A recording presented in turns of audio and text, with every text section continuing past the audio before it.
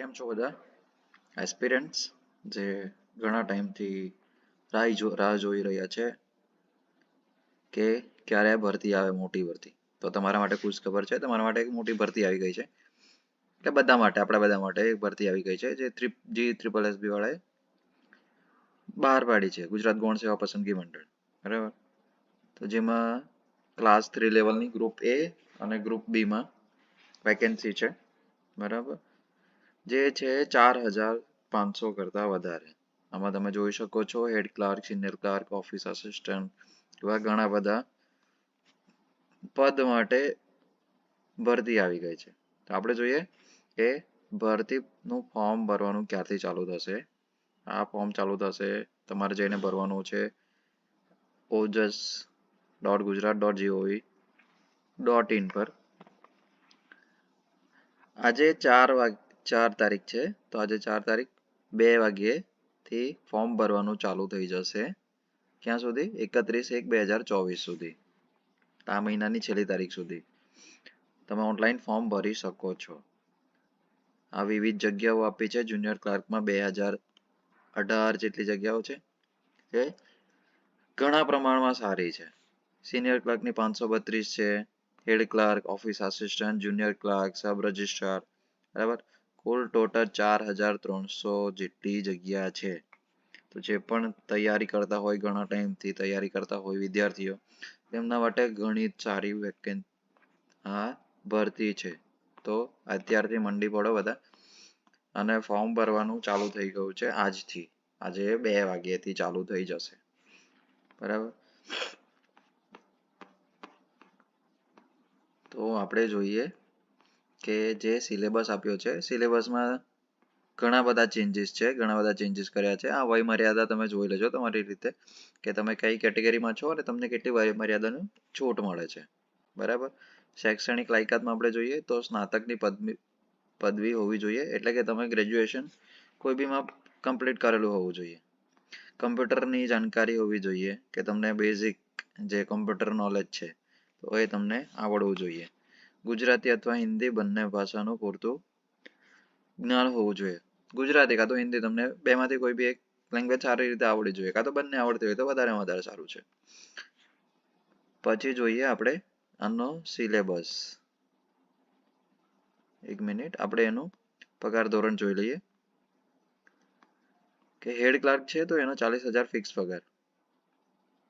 બરાબર. Senior clerk 26,000, બાકી બધા માટે 26,000 છે. કાર્યાલય અધિક્ષક જે મત્સ્ય વિભાગની કચેરી છે તો એમાં 49,600 છે. બરાબર. તો સેલેરી પણ ઘણી જ સારી છે. બરાબર. હવે જોઈએ આપણે કે પરીક્ષા ફી જે બિન અનામત વર્ગના છે, બરાબર, તમામ કેટેગરીના મહિલા, પછી સામાન્ય રીતે, શૈક્ષણિક રીતે અને પછાત, બરાબર, અનુસૂચિત જાતિ, અનુસૂચિત જનજાતિ એટલે SC/ST, પછી દિવ્યાંગ PWB, EWS, બરાબર, બધાએ 400 રૂપિયા ફી પે કરવાની છે. અને જે જનરલ કેટેગરીના છે એમણે 500 રૂપિયા પે કરવાના છે, જે ઓનલાઈનથી થઈ જશે. ડેબિટ કાર્ડ, ઇન્ટરનેટ અથવા તો યુપીઆઈથી તમે કોઈથી બી પેમેન્ટ કરી શકો છો. હવે પરીક્ષા પદ્ધતિ જોઈએ તો રીઝનિંગ, જે ગણિત છે, રીઝનિંગ, બેઝિક રીઝનિંગ, તો એના 40 માર્ક્સ હશે. બરાબર. ક્વોન્ટિટિવ એપ્ટિટ્યૂડ એના 30 માર્ક્સ હશે. એટલે ટોટલ ગણિત તમારું 70 માર્ક્સનું આવવાનું છે. ટોટલ 70 માર્ક્સનું મેથ્સ. એમાં તમે મેક્સિમમ 50+ તો માર્ક્સ કવર કરી શકો છો. બીજું છે ઇંગ્લિશ, ગુજરાતી. તો ઇંગ્લિશમાં બેઝિક જ ક્વેશ્ચન આવે છે, અને ગુજરાતીમાં ગ્રામર છે, પછી કૃતિઓ છે, એ તમે સારી રીતે તૈયાર કરો તો તમે ઇઝીલી આ પરીક્ષા પાસ કરી શકો છો. બટ આમાં એક બીજી છે કે તમે પાસ કરો પછી તમારે મુખ્ય પરીક્ષા આપવાની છે, A અને B બંનેમાં. બરાબર. તો આમાં ન્યૂનતમ લાયકાત રાખેલી છે 40%, કે તમારે 40% માર્ક્સ તો લાવવાના જ છે, કોઈ પણ કેટેગરીમાં હોય. બરાબર. તમારે 40% માર્ક્સ તો આવવા જ જોઈએ. પછી છે આ તમારે કઈ રીતે ફોર્મ ભરવાનું છે એ છે. એના માટે હું અલગથી વિડીયો બનાવીશ, કાં તો તમને કોઈ બી હેલ્પ જોઈતી હોય તો હું મારો નંબર જે છે તે હું ડિટેલ્સમાં આપી દઈશ, તો તેના પર તમે કોન્ટેક્ટ કરી શકો છો. ઓકે.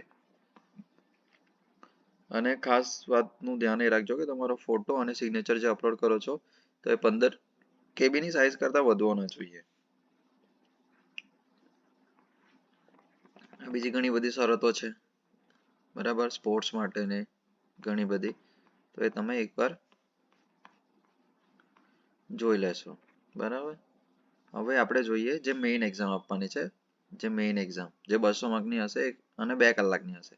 તો તેમાં શું શું આવશે કે પહેલા ઇંગ્લિશ છે 20 માર્કનું, ગુજરાતી છે 20 માર્કનું, પોલિટી છે, પબેટ છે, આરટીઆઈ છે, સીપીએસ છે, પીસીએ છે, બરાબર. તો એ 30 માર્કનું છે.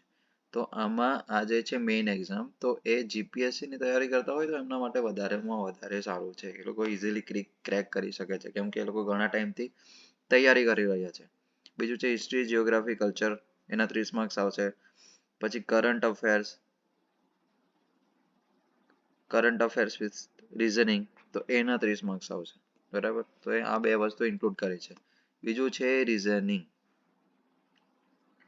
એના 40 માર્ક્સ છે. તો આ 40 માર્ક્સમાંથી 1 માર્ક્સ પણ તમારો ના જવો જોઈએ.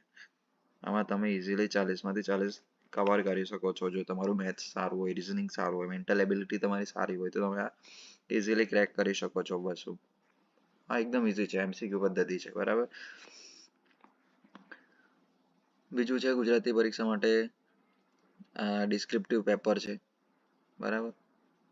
આ વખતે હમણે પેપર 1, પેપર 2 એવી રીતે પેપર 3 છે, જે આપણે આગળ ચાલતું હતું. જેવી રીતે જીપીએસસીમાં પરીક્ષા લેતા હતા સેમ પદ્ધતિ આમાં બી લાવવામાં આવી છે. કેમ કે ઘણા ટાઈમથી વેકેન્સી આવે છે પણ પેપર ફૂટી જાય છે, કાં પછી રિઝલ્ટ લેટ આવે છે, એવું ઘણું બધું થાય છે. બરાબર. તો એના કારણે આ સ્ટેપ લેવાયું છે કે પહેલા પ્રિલિમ હશે અને પછી મેન્સ હશે, અને એ બી કમ્પ્યુટર બેઝડ. મેન્સ તમારી આન્સર રાઇટિંગ છે તો એ ઓફલાઈન હશે. બરાબર. અને મીડિયમ તમારું ગુજરાતી હશે. 3 કલાકનું પેપર, 150 માર્કનું પેપર. બરાબર. 3 કલાક 150 માર્ક્સ અને મીડિયમ ગુજરાતી, તમે ગુજરાતીમાં લખવાનું રહેશે. ઓકે. બીજું તો જો તમારે હજી આનાથી વધારે માહિતી જોઈતી હોય તો હું આ પીડીએફની લિંક ડિસ્ક્રિપ્શનમાં આપું છું, ડાઉનલોડ કરીને તમે જોઈ શકો છો. અથવા તમારે કોઈ બીજી માહિતી જોઈતી હોય, કોઈ કઈ રીતે ફોર્મ ભરવું છે, કાં તો ફોર્મ મારી પાસે ભરાવડાવવું છે, તો બી હું મારો નંબર આપી દઈશ. તો તમે એના ઉપર કોન્ટેક્ટ કરીને ફોર્મ ભરાવડાવી શકો છો. ઘરે બેઠા બેઠા ફોર્મ ભરાવી શકો છો. ઓકે. અને હું આવી જ રીતે ઘણા બધા જે બી વેકેન્સી આવતી હોય તો એના વિડીયોઝ બનાવું છું. તો મેક શ્યોર કે તમે મારી ચેનલ સબસ્ક્રાઇબ કરી હોય અને બેલ આઇકન ઉપર ક્લિક કરી રાખજો, જેનાથી તમને ખબર પડે કે હા કે વિડીયો આવ્યો છે તો જોઈ લઈએ. ઓકે.